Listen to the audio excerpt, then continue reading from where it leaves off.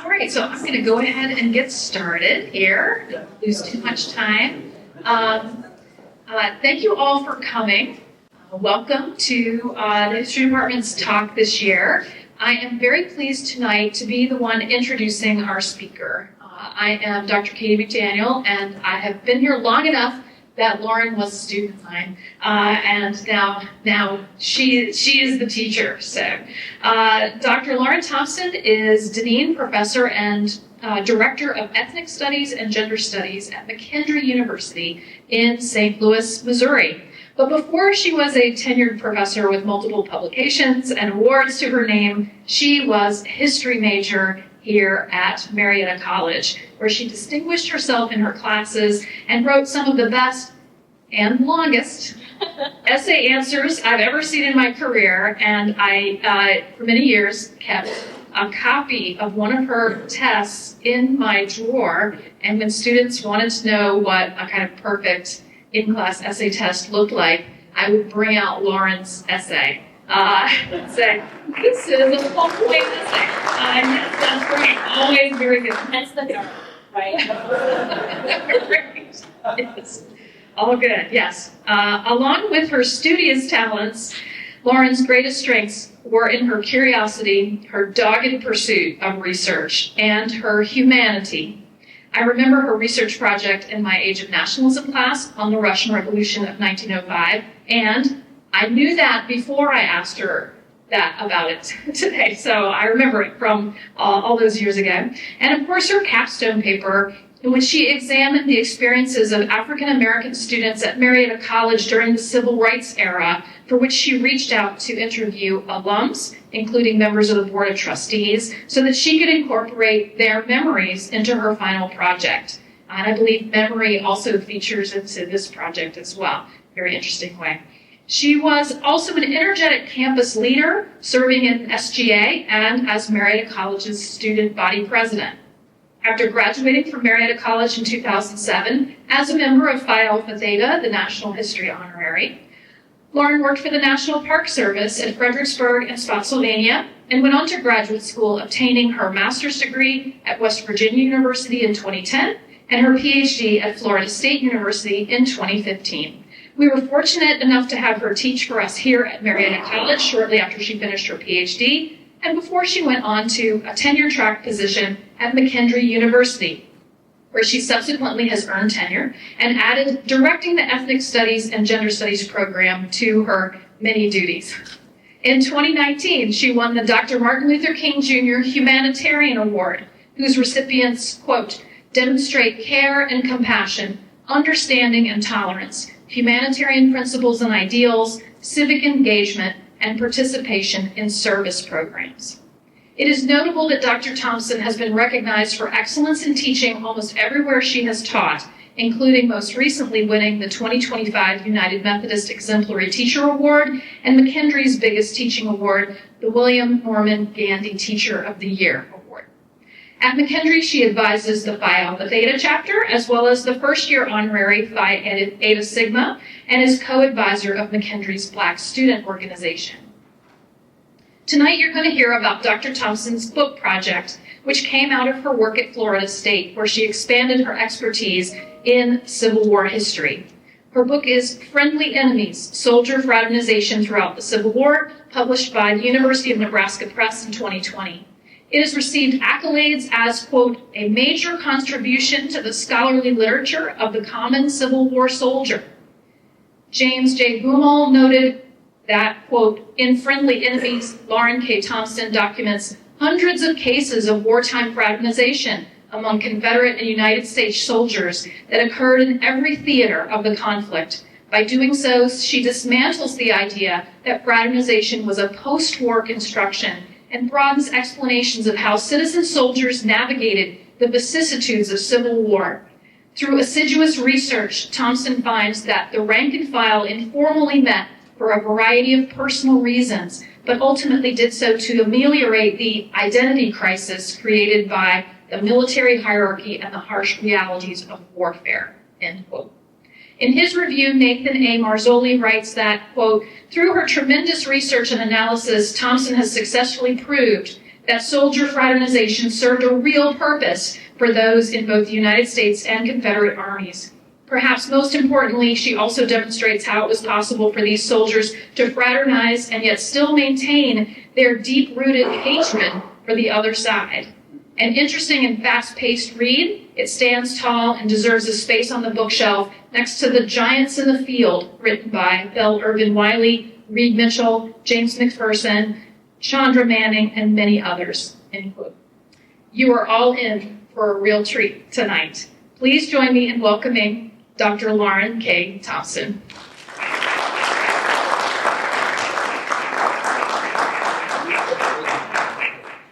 Thank you so much, Katie. And thank you for that beautiful introduction. And thank you all for coming. I also want to thank the history department and the college for having me back.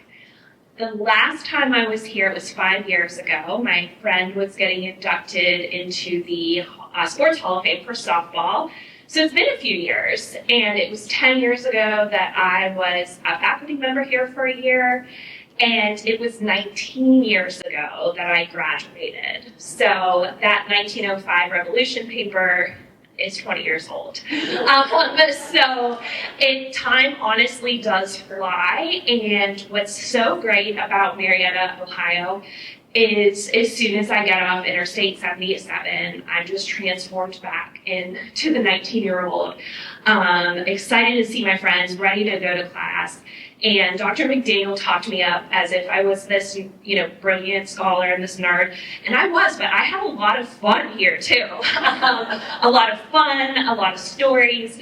And as I always say, a little piece of my heart will always be here on this little town on the Ohio River, because it truly is just a life-changing experience going to college here. And so anytime I can get back, I'm so grateful. So thank you so much for having me. And so what we're going to talk about tonight is a couple of things. First, my book, because my book came out in the summer of 2020, which a lot of us had to miss and cancel things that year. So this is kind of the long overdue book talk, book tour, book celebration that we've been waiting for since COVID. So I'm excited to talk to you about my book.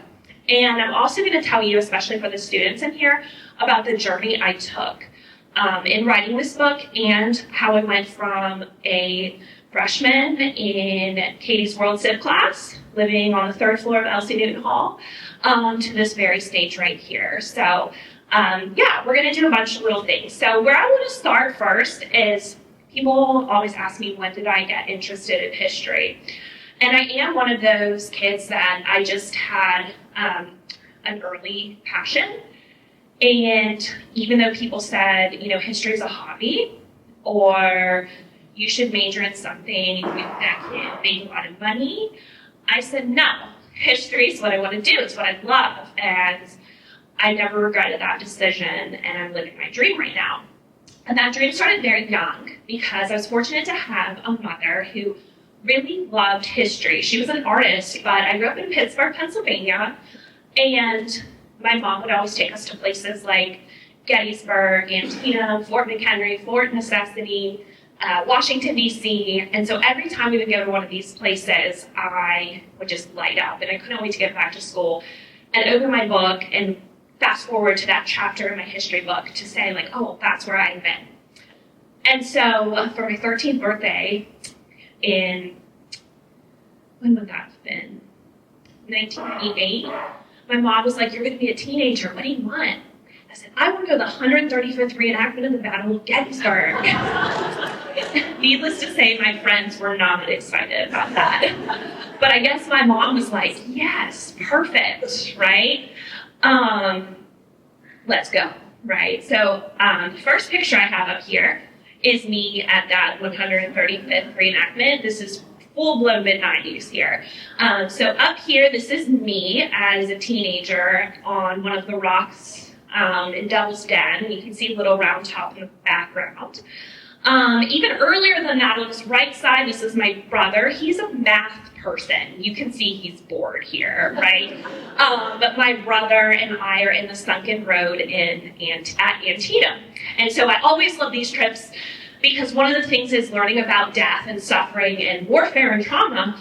I couldn't help but listen and learn, how could we do this and why did we do this? And I asked those questions. And then something that happened in, I guess you could say in library, when we would go to the library.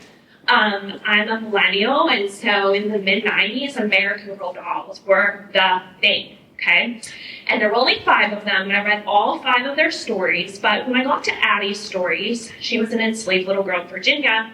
And as I told the class this morning, when she spoke about picking worms off the tobacco leaves and escaping with her little sister Esther and hearing the dogs chase after her, my heart just broke and I was hooked on how somebody that I empathize with, being somebody who is my age, went through this type of trauma and why. And so my inquiries into things like Black freedom and Civil War soldiering never went away. And so I actually was a transfer student to Marietta. I first went to the University of Pittsburgh, and I realized that just was a 13th grade for people from my high school. And I liked high school. I played sports, but I kind of wanted a new start. And so I transferred to Marietta College, and I majored in history. I minored in political science. I did all the things that Katie had talked about, and I got my bachelor's degree here at McKendree, right outside this very building. I took this picture on graduation day. And so this was me at 21 years old, 19 years ago. Jim O'Donnell is on the right. Katie is on the left. We established that you are very pregnant with your firstborn Hal at this time. The world's good. Yes, I was like, I think you're going to tell me you hit it. And Matt, I don't know where you were. Where were you? That's a good question. I know. 2007. Oh, that's my first sabbatical. I bet I skipped graduation. Okay, so you were on sabbatical. That's a good excuse. Yes. You also, I did babysit his boys, and they were 5, 3, and 1 at that time. So you had young children and were on sabbatical. So we'll give you a pass. So, or we can, now what we can do is we can just AI you in. So when I did my degree, I knew I wanted to go to grad school. As I told the class I spoke with this morning, the more I learned, the more I realized I don't know anything. And so I said, I want to keep going to school and I want to keep learning. And so the place that I landed to do my master's degree was West Virginia University, which is, of course, very close to here. And so I studied with a Civil War historian. His name is Pete Carmichael. And one of the things that Dr. Carmichael gave me an opportunity to do was in the summers, while I was not in class, I had the opportunity to work at Fredericksburg and Spotsylvania National Military Park in Virginia. So this was an outstanding opportunity. As you can see, I'm giving my battlefield tour right here. And not only did I really learn so much about the American Civil War by doing it with the public, but Dr. Carmichael said, while you're down there, think of something that you might want to do for your master's thesis topic. And I had no idea what I could possibly do until at night I would always lock up the visitor center and I would walk through to make sure no one was there. And I would always walk past this exhibit. So this exhibit's gone. This is the only picture I have from it, so it's not the best quality. But do you notice something up there? Mm-hmm. So I named my book after this exhibit, a nod to where this project began, because I would walk past it and be like, friendly enemies, that's an oxymoron, weird, right? And then I would just go about my day. Until one day I stopped and I actually read the exhibit and said, whoa, so in the middle of this combat, men on opposing sides against orders came together and traded items and talked like they were friends. Interesting. Well, it makes sense. They're both Americans. They speak the same language. But how did they do this and why did they do this? And so I basically brought that topic back to my advisor, and he said, yeah, let's do it. Let's do a master's thesis on it. So I started researching it. And so just to give us a basic term to start, is what is fraternization? Okay, there's many different types of fraternization. So here's the one that I look at. Sometimes we hear it might be between soldiers and civilians. That's not what I'm looking at. Another one we might hear about is enlisted men fraternizing with their officers. That's also not what I looked at. But instead, I looked at exactly what this Mort Kutzler painting depicts is soldiers who make the choice to, during combat, whether it's picket duty, burial detail, or actual warfare, to basically lay down their guns and come into a neutral space with their enemy and have peaceful conversations and then leave and go back to their posts. And so once I started looking at that, there was a lot of fraternization at Fredericksburg, and that's what my master's thesis was. So while I wrote my master's thesis, I also presented it at some national conferences, and I got a lot of pushback from scholars in the field. So some of those established scholars that Katie was mentioning, their students, who were also scholars, said, it's a fine topic for a master's thesis, but it should never be a dissertation, and it definitely should never be a book. And I love challenges. So, of course, my little brain was like, well, why not? Because that's something that, for those of you who are studying history, know that's a gap in the historiography that I can probably exploit, especially because we think there's so much written about the Civil War. What can we write about? Well, here was something that's never been written about and quite possibly could be an angle, but I want to know why it's not going to work. And so let me take you into a window of kind of where I had to start and what I had to work through. But I don't ignore these things that I'm about to talk about. I face them head on in the book, and we'll face them head on tonight. So, first things first, fraternization with the enemy was absolutely positively illegal. Okay, and so Article 4, number 57, and this is a court-martial right here, is basically an ordinance that says you can't do this, and if you do, you could face a court-martial, and men did. I went to Washington, D.C. and read through all the cases of fraternization, and men would either be, they'd get hard labor for 3 months, they'd lose pay for 6 months, they would be embarrassed in front of the regiment, right? So there weren't egregious things like a firing squad, but they still would publicly humiliate you and also make you look like less than of a soldier, or less than in terms of your peers. And so at the time where the Civil War historiography was we don't talk about bad soldiers. And so what people thought was these are bad soldiers, they're not ideologically motivated, they're trying to do bad things, they don't want to be there, and so we don't need to waste our time studying soldiers that we can't learn from because they weren't patriotic or they weren't ideologically motivated, or these were just kind of the cowards that were just doing bad things because they wanted to push back against the military regime. Okay? So the historiography has changed, and now we love studying bad soldiers, but 20 years ago, because now we're actually like, why? Why were they doing these things? But at the time, they said, these aren't good soldiers. Don't waste your time on that. Okay? And I'll show you how I debunk this in the book. The second one is a little more complicated, but it will make sense, so just give me a chance. Okay? So, after the Civil War, letters and diaries stop, and then men begin to write things called memoirs. Okay? So for example, if I wrote a memoir of my time at Marietta College, it would look a lot different as if I kept a diary of my time at Marietta College, right? So if I wrote a memoir, I'd pick up the highs and the lows, and I might even fabricate some of the details to make myself look great, right? I also might be writing in current time periods where I might be letting my biases of being a 40-year-old woman go into what my 20-year-old self believed, right? And so that's why soldiers' memoirs are not primary sources for looking at the Civil War. And it shows because when they do write about fraternization, it's not the same. It's embellished, it's in places where fraternization wasn't happening.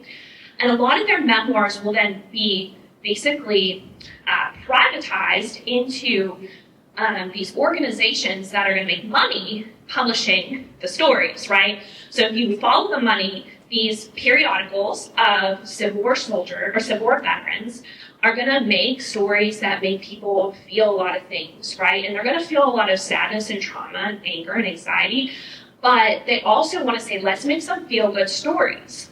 And so the stories about fraternization that pop up in the period of 1890 to 1920 are going to really whitewash the causes and the consequences of war, which is enslaved people prior to the war, and then after we see Black freedom, and then the shortcomings of the promise to have racial equality.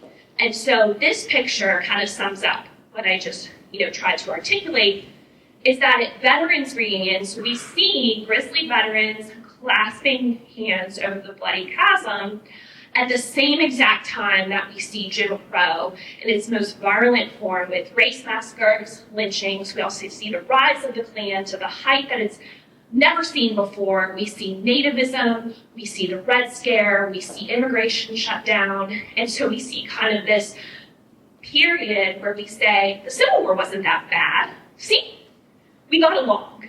And so those fraternization stories become almost like a gold mine for publications to say, hey, look, the Civil War wasn't that bad. We got along during the war. Let's forget about that. Let's not worry about things that are going on in the South. Let's not worry about Jim Crow, because as long as we're coming together now, over here, we can just kind of not focus on this. And so basically, after the war, we kind of had this choice. Do we take accountability for what we did? And do we talk about why the Civil War happened? Or do we pretend like it wasn't that bad and just talk about everyone was brave, everyone served, everyone was loyal, and we got along great? And so that's why people warned me about doing fraternization, because as one scholar said, I would sound like a neo-Confederate and I would never get a job.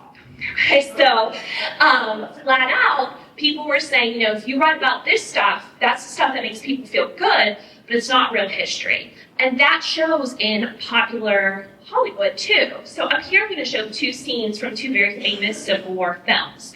On the left is Gods and Generals, and on the right is Gettysburg. And so in Gods and Generals, they actually do a good job shooting fraternization. It's on the Rappahannock River outside of Fredericksburg. It looks just like that Mort Kunstler painting, but they have Silent Night playing while this is going on as a nod to the Christmas Eve truce during World War I in the trenches. And so it's kind of this nostalgic kind of moment where people, they don't even say anything. They just come together, they swap coffee and tobacco, and then they part. So it's pretty accurate, but it also has a little romanticization with it. On the right side, now Gettysburg was my gateway. I love this movie. I watched it so much. I have it memorized. But there's a very kind of poignant scene of fraternization. And so if you notice C. Thomas Howell from The Outsiders, right? He's up there, and he's the little brother of the protagonist. And he sees this group of Confederate prisoners, and he goes up to them and says, like, hey, where'd you get captured, Johnny? And he says, here's where I'm captured. And then, of course, Tom Chamberlain says, why are you fighting this war? And the Confederates reply, I'm not fighting for slavery. I'm fighting for my rights.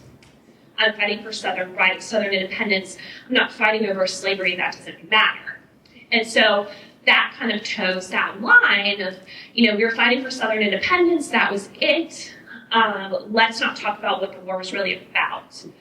And so with all of this kind of, warnings between the post-war accounts of fraternization and that it was bad soldiers doing it, I didn't go in to prove people wrong. I just wanted to see if fraternization was elsewhere, right? It was at Fredericksburg. I knew that was my master's thesis, but I just went to the archives to say, hey, is this happening elsewhere, or is this really just a post-war thing? I was the only person to really ever do that and go into the archives and just say, I'm just going to look for fraternization, and that's it. Because if I couldn't find it, all right, it was a try, but now I know, and I'll move on to something else. So here are the archives that I went to. Oh, wait, where's the map? Oh yeah, here. I was right on time. Okay, so here's my map of the places that I researched in. 2 of these I was lucky enough to be on fellowship, so the archives paid for me to be there and research with them.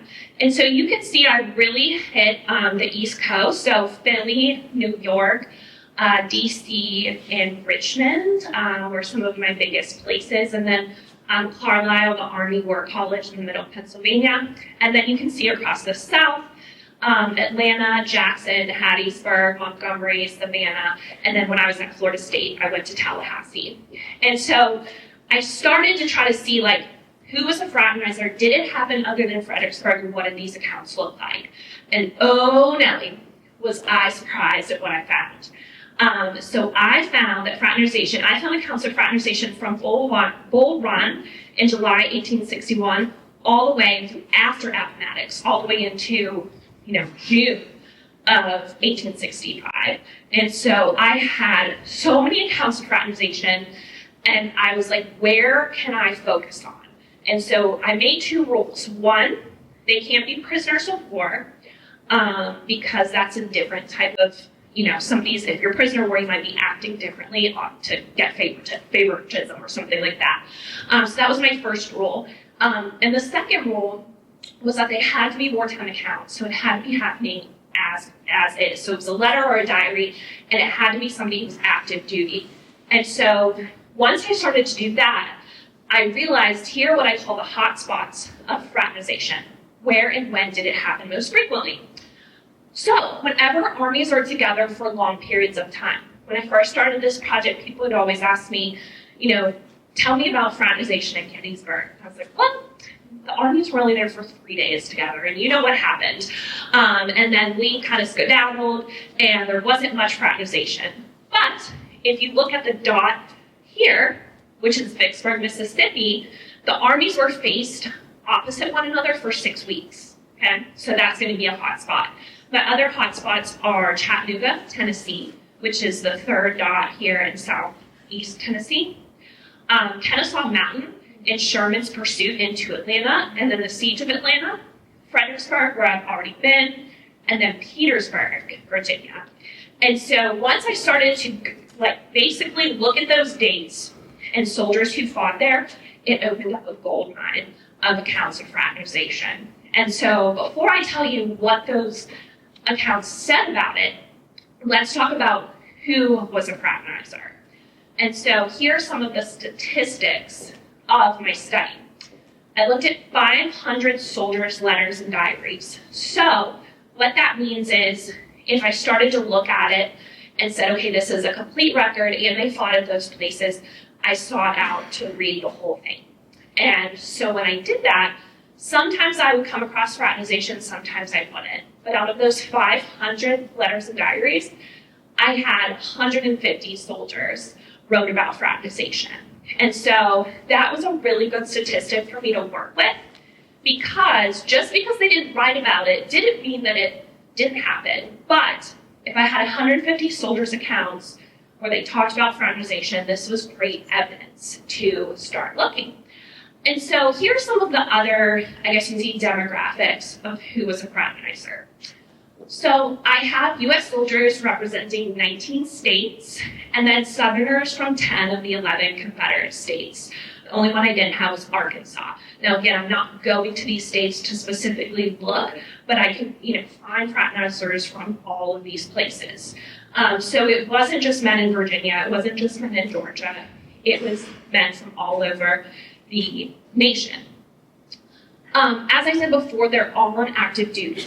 So they're not on furlough, they're not prisoners of war, they're making a choice, and the enemy that they're fraternizing with, they're on equal standing. It's not a captor-captive kind of relationship.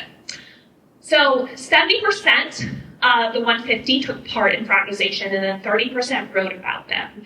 Now, we know if they wrote about them, it meant something, and it doesn't mean they didn't, right? Especially if they're writing home to their mom. They might say, yeah, these guys from my regiment went out and did this, but I wasn't there. Okay, so I always kind of looked at that with just a little skepticism, because it was important enough for them to write about it. So they may have done it, may not, but 70% of those 150 did. So almost all of them were infantrymen. There were a few cavalry and a few artillerists, which were surprising because artillerists are usually behind the infantry. There were a few. 20% of the U.S. men were German or Irish, and that falls right in line with the fact that a quarter of U.S. soldiers were foreign-born. So that's statistically sound. And a third, sorry for my typo there, a third would go on to be promoted after fraternizing. And so many of them, after they fraternize, you keep reading and you're like, oh, wow, they're doing some really amazing things. And my book leads off with a man who captured a flag and captured a number of Confederates on day 3 at Gettysburg. And then later that fall, he fraternizes on the Rapidan River. And he would receive the Congressional Medal of Honor for his bravery at Gettysburg.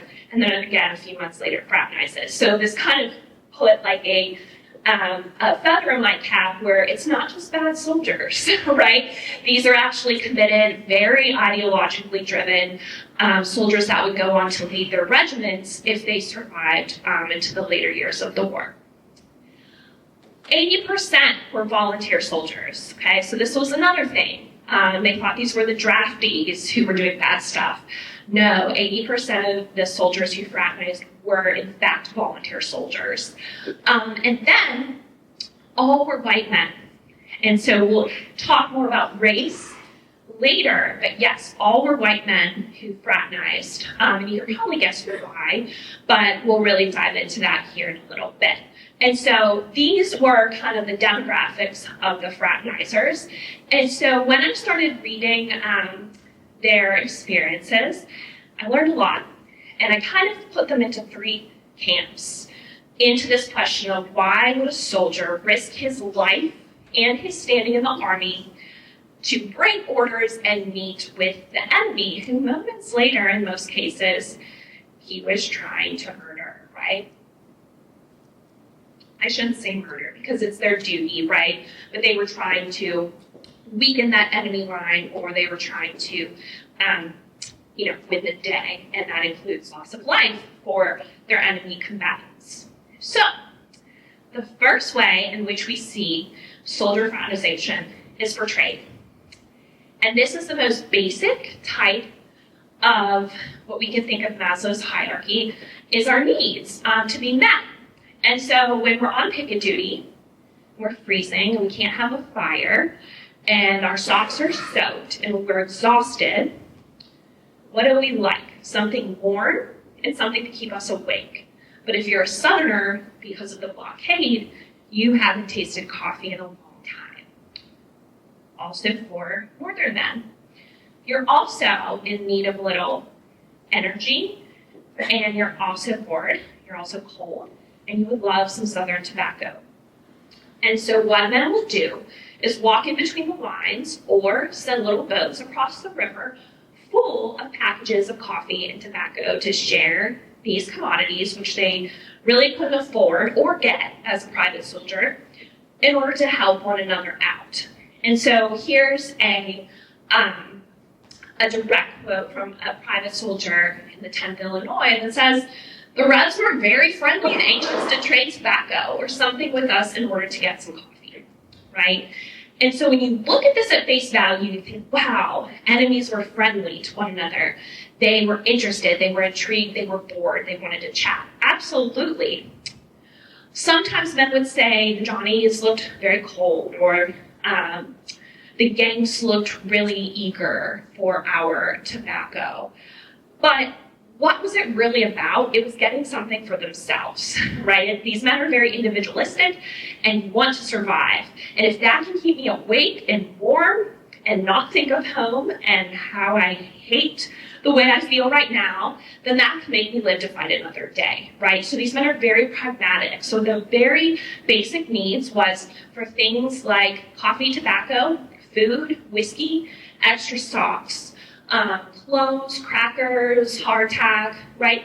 They wanted to trade commodities that they otherwise can't get unless paying the sutler for, or having to steal from a comrade, right? And that's no fun either. So all of a sudden, the enemy became an extension of a soldier's environment to use to survive, and to be able to comfort their bodies, right? This is for self-comfort and to try to self-soothe during a very anxious and physically draining time. Also, men would trade things like trinkets, like pocket knives, buttons, hats, coats, any kind of thing they had on them. And so this was a little different. I was like, why would they trade souvenirs? But they're teenage boys. It's interesting. They've never met someone from maybe that state, and they wanted a little souvenir of their exchange. And so they would trade items for a little memento, because it was fun, it was cool, they could show their friends when they came back from picket duty. And so it was a little bright spot or an interesting spot in an otherwise very boring, very long shift on picket duty. So trade, we see in every place where soldiers are together for long periods of time. And so trade is kind of what I saw at Fredericksburg, but then I found it in multiple campaigns across multiple theaters with men in different armies doing it simultaneously to Fredericksburg. So I thought that was really cool. The second camp is arguably even more important than commodities like coffee and tobacco, and that's information. And this is so important because, especially later in the war, when things are gridlocked in sieges, there's no prisoner exchanges, and we're hearing about armies moving through towns that we may be from, and we're trying to find out who is about to win the 1864 election. The only thing we have to get us information is the cycle of camp rumors, right? And so camp rumor mills can be deflating, right? You hear something from somebody and then you circulate it. And so camp rumors are not a good way to base your information because it usually leads to more anxiety and the ever dangerous speculation. What if Sherman comes through my town? Or what if Lincoln loses the election? And we know when we let our minds start to ruminate, it's hard to turn it off, right? So newspapers are a great way to supplement those camp rumors. So we would buy newspapers from our sutler, from our side, to read. But guess who also is doing that? Is our enemy. And our enemy papers are from different journalists. They are from the opposite side. And what better way to get the enemy paper to learn about things like troop movements, prisoner exchanges, elections, politics, or maybe what the other side's going through. Are they close to quitting? How much longer are we going to be here? And so enemy papers become the number one, not only sought out commodity from the enemy, but the number one way men would get caught. And here's how they get caught. Because they come back from picket duty or come back from being on the trenches, and they would start doing inspections, right? So you probably already drank your coffee. You probably already smoked your tobacco. And if you have a little bit, you can say, oh, it was mine, like I bought it. But if you have the New York Herald and you're from Alabama, that's a pretty good essence to say, how did you get the New York Herald, right? And Billy from Ohio, how do you have the Richmond Examiner, right? So that is the way that men would most likely get caught if they did for fraternizing, because there was hard physical evidence that they were fraternizing. And so I don't blame men for doing this. It's one of those ways that they can kind of, squash the camp rumors, learn way more about what's going on than from the little information they're given. And they can start to see, like, right now I'm in a place where my body is aching, I'm traumatized, I'm hungry, I'm homesick. But if I can read that something's going on that's making this worth it, then I'll stay, right? Now, news can be bad. It can be the other side, where you realize you're doing this suffering and you're doing this service, but things are not going your way. One of the things that I see men comment when they have these fraternization moments and they do get the papers is they do say, like, at least I know, at least I have some semblance of what's going on, even if it's bad news. So this idea of no news is good news, men don't like that much. They don't like that. And that causes demoralization, which if you have demoralization for too long, can lead to the other D word, which is desertion. Okay, so what we're beginning to see is soldiers realize that fraternizing can, although not legal, it's against orders, it is a way for them to stay committed. and it's a way to survive to fight another day. So, speaking of survival, the third and the arguably most important reason for fraternizing is for what we'll see develop when warfare changes. As I teach my students, Ulysses S. Grant changes the game at Vicksburg and says frontal assaults don't work. I'm not going to send my men up hills. Instead, we're going to dig in. Okay, we're going to starve our enemy so they can't get things in or out. It'll be long, it'll be slow, but it will be way less deadly. So just trust me, trust this process. And it's what we do, and it's how we win. But while we're doing these sieges, is something that will change is we're under constant fire. And so before, if we were on picket duty or burial detail, they say, don't fire at the enemy. Okay, we don't want to bring on a general engagement. You're just there to let us know if something big is happening, but otherwise, don't fire, don't get any trouble. But during sieges, being on the front lines, anything you see in front of you, you shoot. And so how do you think men like that, right? Because now, when you're on the front lines, you're on guard 24/7. And so what we begin to see men do is my favorite thing I forgot about the orders. Okay, back up. That was I got ready, but we'll tee it up in a second. I wanted to show you what the head generals of two armies said about fraternization. So the first one is General George Gordon Meade, the Major General of the Army of the Potomac. At Petersburg, he said he issued this order because men were trading newspapers so much. He said it's strictly prohibited, whether by means of conversation, signals, or otherwise, or by interchange of newspapers and commodities. And I'm missing my envelope. So General Meade and U.S. soldiers at the campaign in Petersburg, they knew fraternization was happening so much that they were passing these orders out to all their commanders to send it down the line. The communication must stop. And Southerners were doing it too. So across the way, we have General Lee. And he tells his Army of Northern Virginia, his is much more direct, right? No intercourse or conversation with the enemy shall be allowed. Stop doing it, right?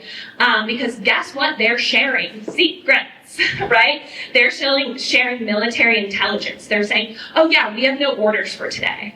Or, oh yeah, we're not moving out for several days. So they're sharing this information that is getting across enemy lines, and the high commanders know it, and the men are like, all right, well, then you come down here and enforce it, right? You don't have to live in the trenches with us.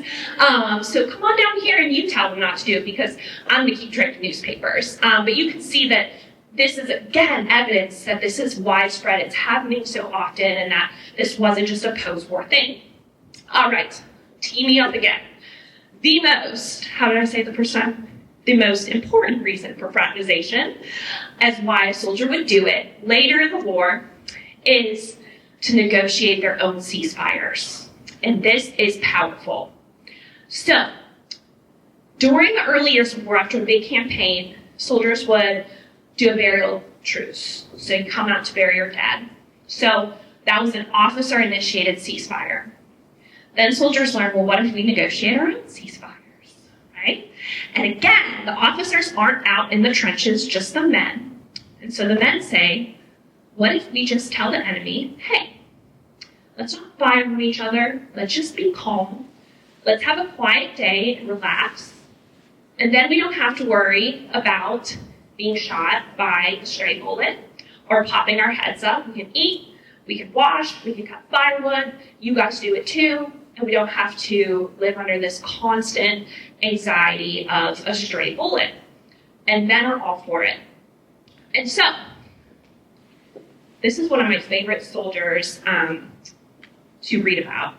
He said, without consulting the officers, of course, right, we agreed upon an armistice. All firing between the pickets has ceased, and consequently, we have a very quiet day. And quiet days are good days. They can be boring, but when you're in siege warfare, a quiet day is what you want, right? And he made sure to tell his wife, we definitely didn't tell officers we did this on our own. And it shows men fighting the war on their own terms and proving their autonomy, that sure, we'll be here, we're steadfast, we're loyal, but every single day of this constant firing, is murder, and we don't want to be in these conditions, so we're going to take our power back. We're going to negotiate these ceasefires, and then, my favorite thing, I don't have it up here, but what men would tell one another is, hey, if you have an order to fire, that's okay, just give us 2 warning shots first.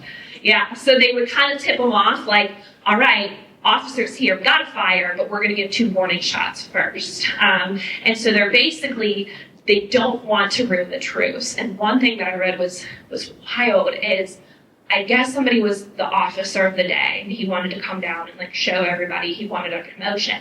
And he saw the trading happening, and he was like, hey, stop that. And he went to actually arrest the guy, and somebody shot the officer. They're like, why did you stop our truces? Why did you arrest? They shot this officer of the day. And so they were ready to basically call out their own comrades, like the guys on their side, to keep the ceasefires with their enemy, because this is how meaningful they were. Because it was about survival and it was about pragmatism at this point. J.P. Cannon also said one of my most favorite quotes I ever read. He said, brave men respect each other no matter how much they differ in opinion. And he said that during the war, not after the war, but during this time. And so you can see these men are battle-tested veterans. They have suffered for several years.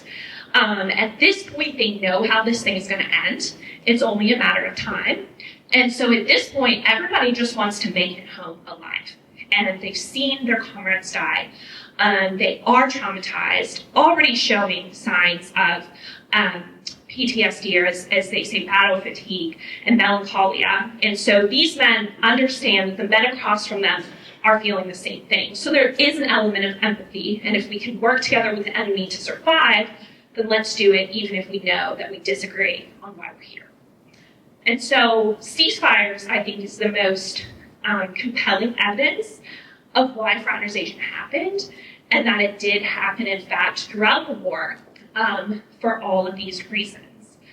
And so there is one caveat to the ceasefires. In the second half of the war, as of July 1863, Black men enlist and fight in the blue uniform. 180,000 Black men fought, which made up 10% of the United States armies. And so, here's something that we see happen while at the siege of Petersburg, is Black troops, known as USCTs, would also go on picket duty in segregated regiments from their white brothers in blue. And here's what one US soldier commented on what happened when Black troops went on picket duty.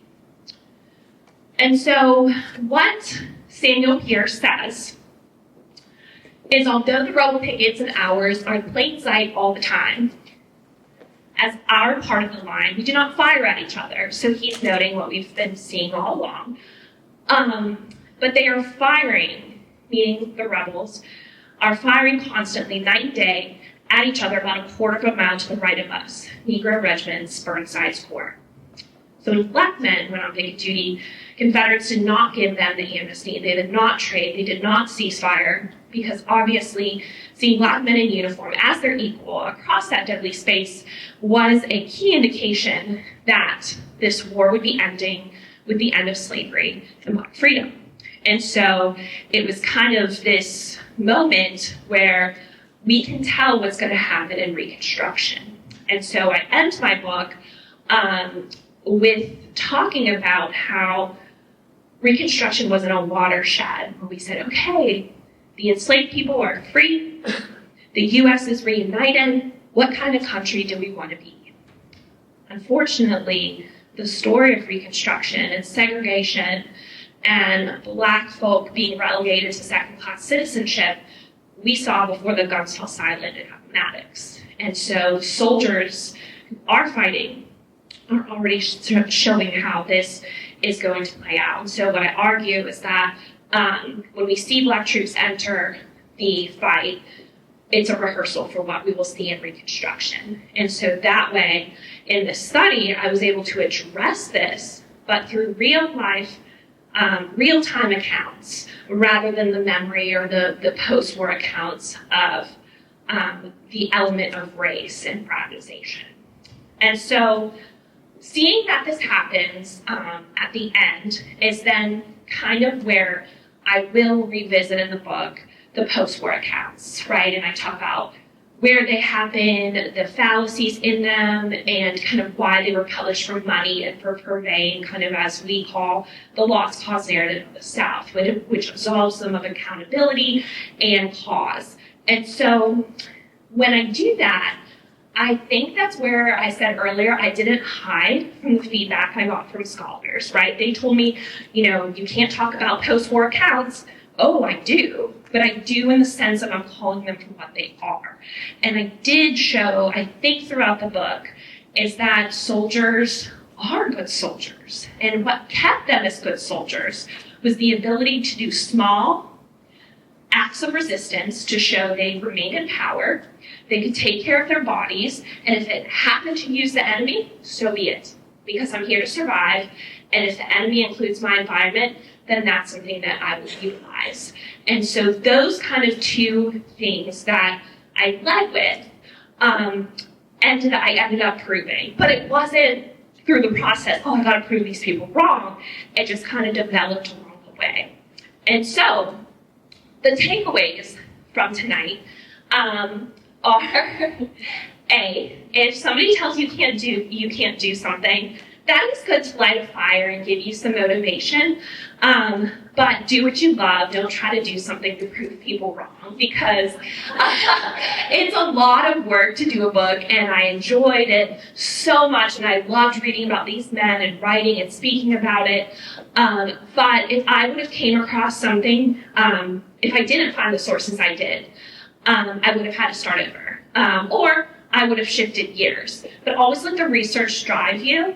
And also know that advice is good to get, and when you get that advice, sometimes it is to chalk it up. But I will say I'm forever grateful that I pushed through to find this subject. And this sounds so vain, but the other day I went on to AI, and I went into ChatGPT, and I was like, who wrote the definitive book on Civil War soldier fraternization? And it was me!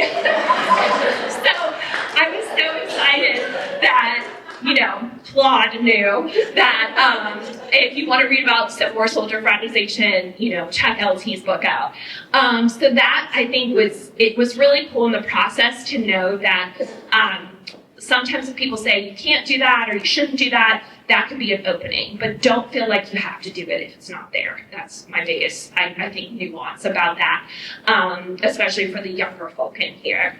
That other takeaway is soldier studies are fascinating, especially in the Civil War, because they write everything down and mail wasn't censored, and people love to keep their letters, and I'm so thankful for that generation that did, because I always say men born in 1840 drew the unlucky straw of their generation going to war. And 620,000 Americans lost their lives in this war, and the fact that people cared so much about preserving that memory made this a subject that I could study. But sadly for some, or I shouldn't say sadly, but unfortunately, not all topics have this paper trail that I had in this case. So I do think that made a difference. I also know that when we study soldiers, soldiers are in campaigns for multiple days, but they're also just humans for the entire 4 years of their service, at least in the Civil War. And so getting to know them as fathers and sons and husbands, and learning about how they fought to eradicate slavery and fight for Black citizenship, and hearing their stories was such a humbling experience. And so I'll never forget that this is about them in all of this. And then I'd say the last takeaway I have is just that this project began as a question in a visitor center and developed into a book. And so it was a 10-year process. 10-year process. So you never know what questions you ask can really develop into something that could be life-changing for you. So keep asking those questions. So I just want to end by kind of showing you a little bit about after the book publication. So since the book release, I teach in St. Louis, Missouri, and so I teach classes on Black history, Civil War history, labor history, and race and ethnic history. And this is what I call my Civil War draft class of the spring of 2025. So you can see they have my Park Service hat. So they love to bring that hat. So whenever they do their projects, they always wear the Smokey the Bear hat. So I teach, so just like you have your professors here at McKendree, that's what I do now, and I absolutely love it. I also, this is just a picture of me at a Phi Alpha Theta induction, so I love to support my students outside the classroom, and so that kind of drives me now. And then I'm also still researching. So my new project is so different than Civil War soldiers.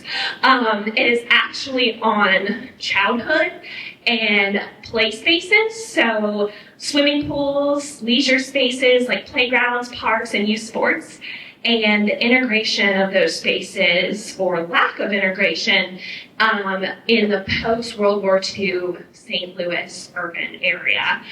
So I'm now working on a civil rights project that aligns with my teaching. It's a local project because you saw that map. I went everywhere for this book, and I was using funds of Florida State University to do that.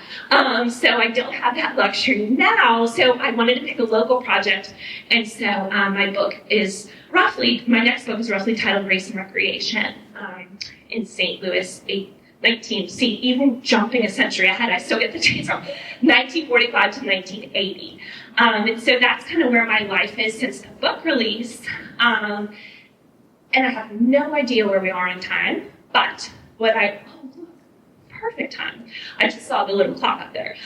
So what I would love to do for as long as y'all want is ask some questions. We can have a chat. And I also put up here, if you'd like to purchase Friendly Enemies, there's 2 QR codes. One's the Amazon, and then this right here is straight from the University Press's website. And that's my discount code that you can use for 40% off. The paperback, it came out in paperback as well, so the paperback's much cheaper. So if you would love to purchase it and read it, I've kind of learned with book talks, I don't want to tell you everything that happened, so I gave you a little kind of preview, but there's lots of juicy details and soldier stories in there, especially Morris Brown's, who's one of my favorites. So that concludes, I guess, what you could call the more formal portion of the evening. Thank you all so much for your attention, and I would love to hear what you think. So.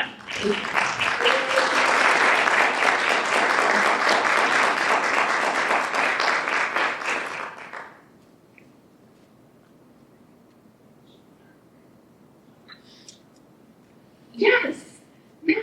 So your book was obviously very well received and reviewed, but I'm wondering, do you hear from any of these people who were critics originally? Like, there's anything here, and then they read it?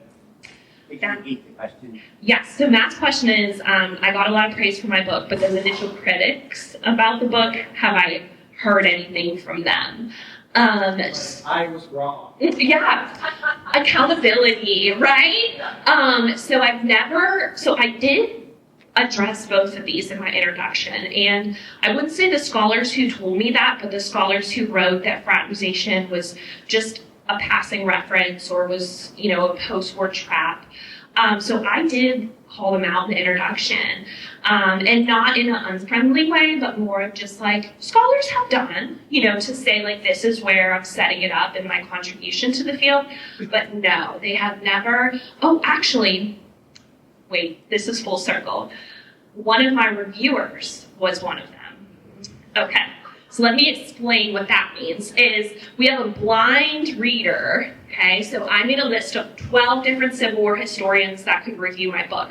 They sent it to 2 of those people, and then 1 blind reader. And one of the blind readers was one of these people. And they tore it up pretty well, but it was more structural things. In fact, they gave me the feedback of, I had it go chronologically through the book, and they said, no, do chapters of trade and news and ceasefires. So they gave me that structure, which I really liked. And so I think seeing that they reviewed it and didn't say much about kind of my argument, the content, but more of the structure I think that was a great indication that they nodded and said, yeah, that you did it. And I'm not going to argue back against it. You've proved your point. And what's interesting is they also wrote a blurb for my book too.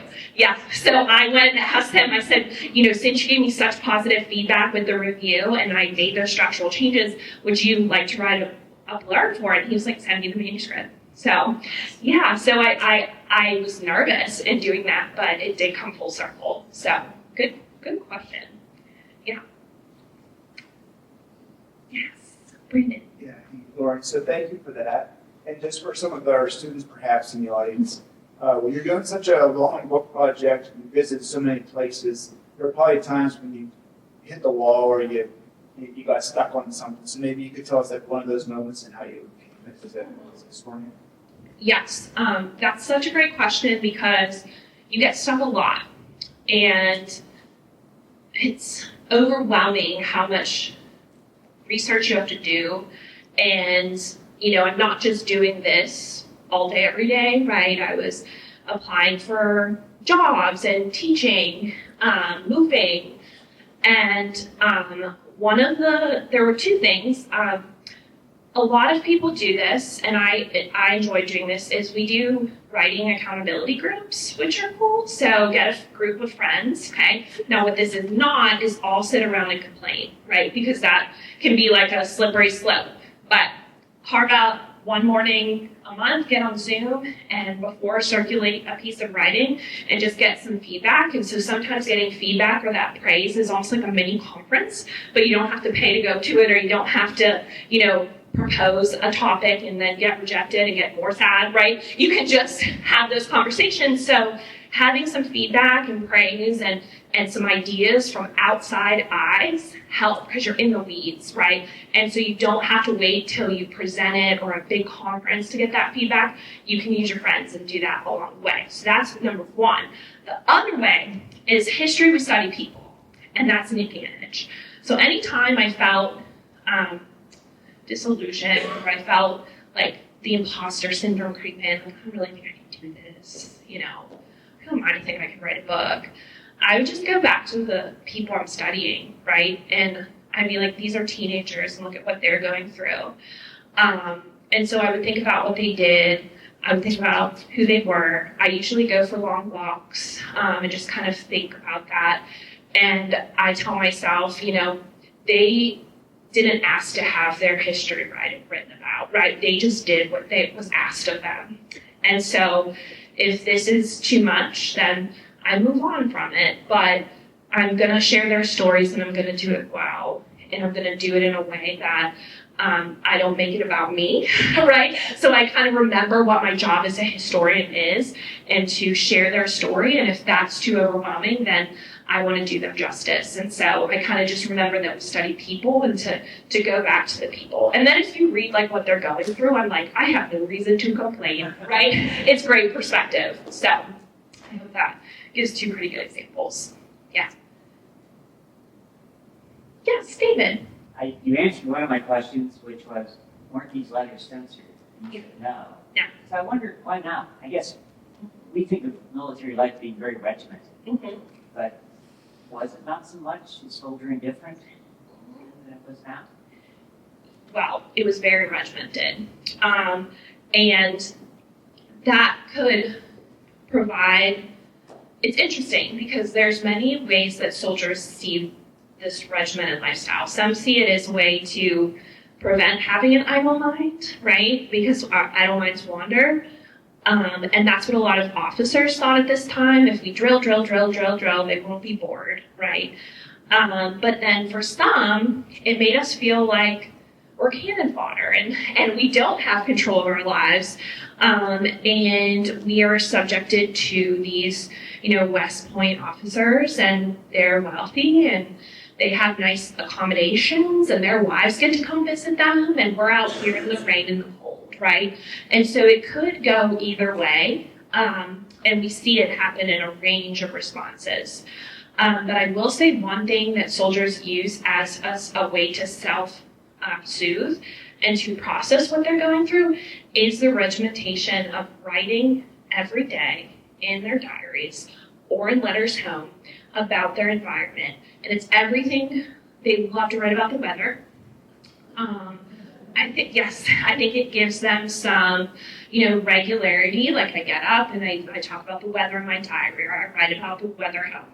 They talk about the state of their vows. Honestly, it's how they start off their letters. And at this time, and what I see is it's a way to articulate a lot of things, like how they're feeling, how diseases may be affecting those around them, or especially for if they're getting the right amount of food, or if their water supply has been tainted.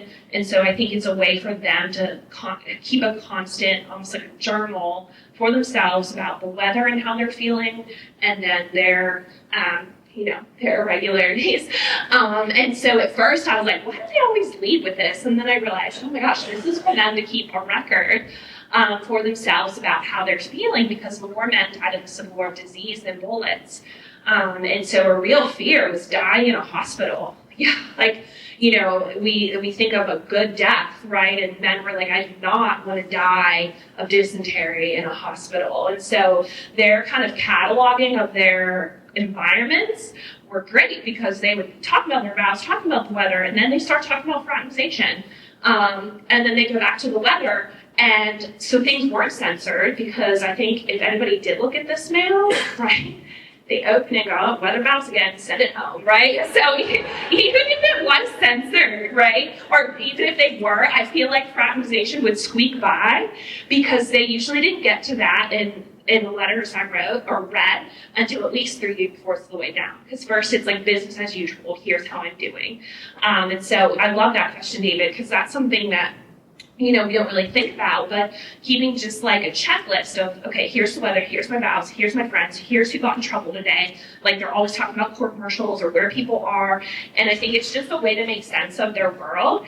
And so that's what's really cool. It wasn't censored, and even if it was, I think fraternization tales would squeak through. This reminded me of something really cool too, is one of my biggest questions before I started is, what if nobody kept accounts of fraternization because their ancestors were maybe embarrassed, right, that they broke laws? Because that's a big thing. I have friends who study a lot of different topics in Civil War, and so they can really only go to the court-martials, because soldiers aren't going to be like, hey mom, it was a sunny day, I'm eating great, and I punched my officer and said I'm not going to go down to the trench unless Jesus Christ himself told me to. Right? Like, they're not going to write about those things, right?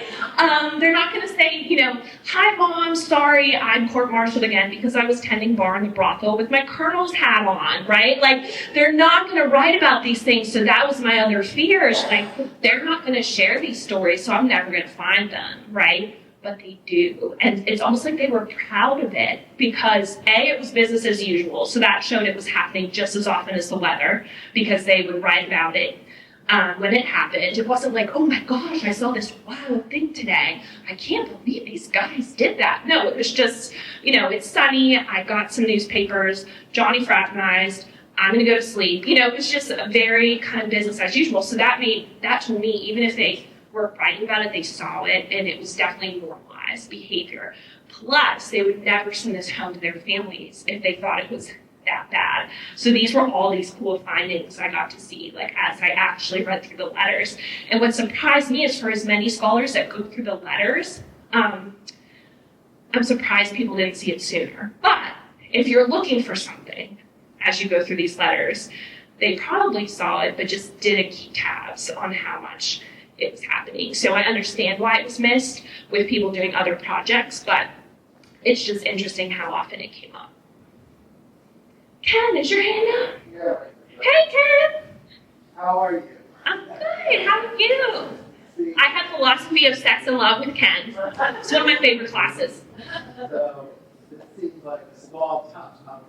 Wow, it seems like a very specific small topic, but the way you presented it obviously opens the door to a very broad history and warfare in general, like, just makes me think how much, Americans probably aren't fraternizing a lot with the Iranians. And what does that mean, for the Taliban? What does that mean here in this situation? Also, one other thing, thought came to me, my favorite passage in the Iliad is when Priam visits Achilles in a spectacular act of fraternization to recover the body of his son Hector after Hector had been slain, which is an incredible moment. It's the mind-blowing moment in the Iliad. Nothing quite like this, which is the common people, these soldiers are the common people.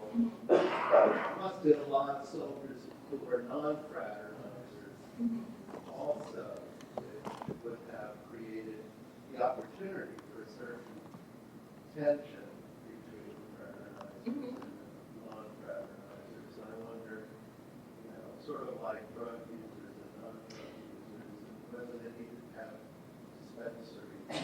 Yeah. Yeah. Ken, thank you. Those are two great points, great questions. So let me address the first one about, you said with other wars. Yes. Okay. That came up a lot, and there is a lot about this in the book. You need certain tactics for soldiers to get together, right?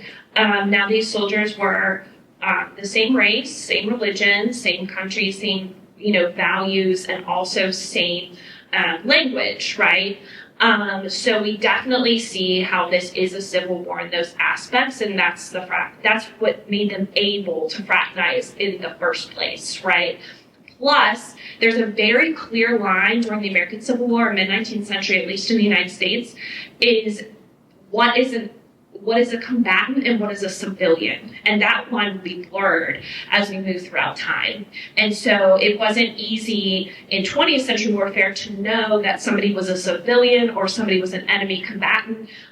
You didn't quite know, right? And so once you add the ideological differences, the racial differences, any kind of propaganda that really stirs up hatred for an enemy, and then you start to change combat to where it's total warfare, fraternization becomes less likely.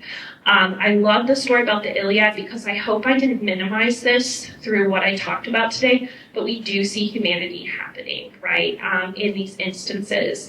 And we do see instances of people coming together and then being able to compartmentalize it to this moment in time and then go back to their ranks, right, and do what was asked of them. So I think seeing that ability for soldiers to switch gears almost effortlessly, because I always thought too fraternization might not have worked because these men are losing their friends, right? And then you meet somebody who wasn't necessarily responsible, but is on the side of that.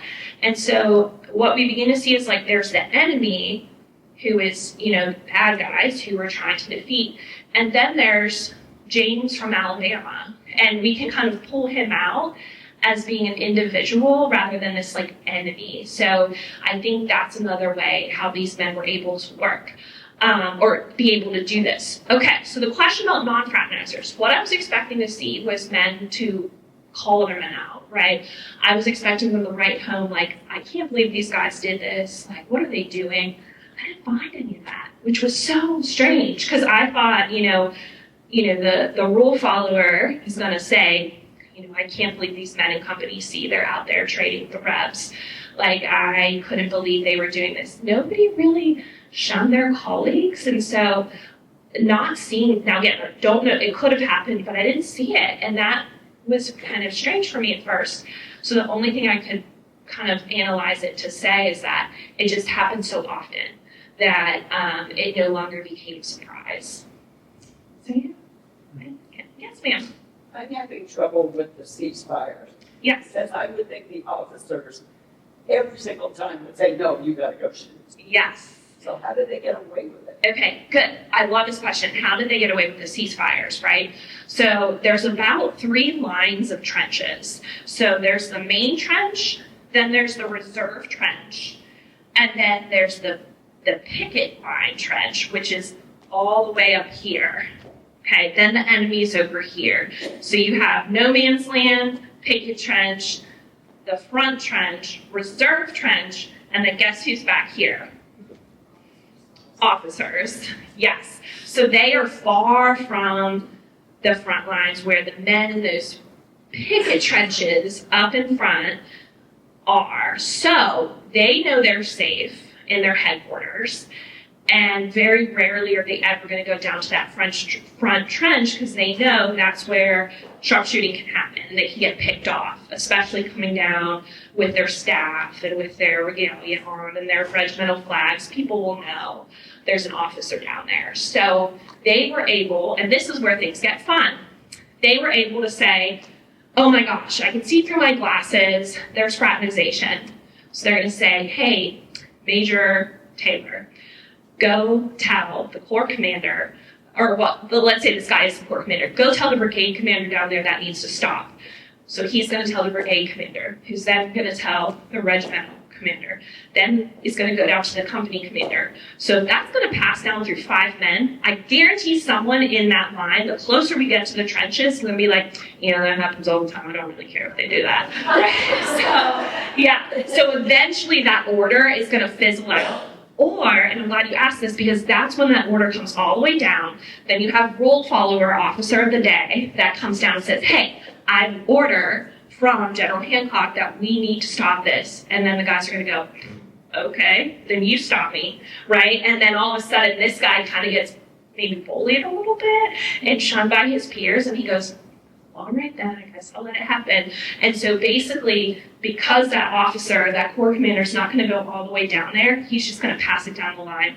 And somehow that guy who's kind of in that middle management row is going to be like, yeah, I'm not going to be the one to break that up. So does that kind of, okay, good. Yeah, I wish I had a whiteboard because when I teach I have my marker and I would have drawn it, but that's what we see. That's what we see happen. Thank you. Any other questions? Yes. So did you find that articulated? I mean, the middle commander would write letters too. Yes. Was he like this order came down and I was like, Good question. Yes, right? So I don't see, and that's where I looked at both NCOs and regimental commanders to try to find what they were, because they're the guys who are having to deal with this, right? It's not me, it's the regimental commanders, these colonels, right?